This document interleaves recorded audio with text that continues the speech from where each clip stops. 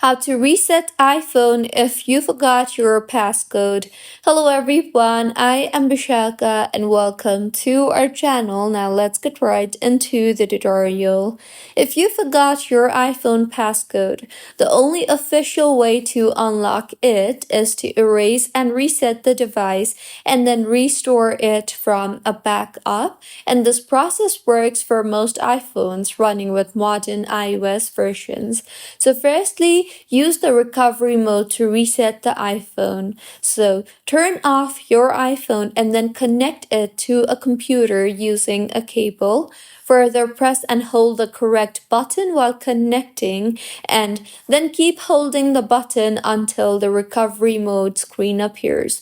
Once it appears, recovery mode will begin, and recovery mode lets you erase the device when the passcode is unknown.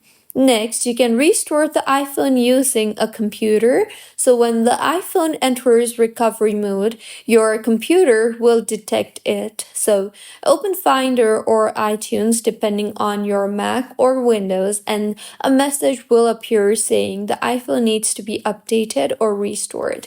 Select the restore option and then wait for the reset process to finish, and this will erase the passcode and all your data.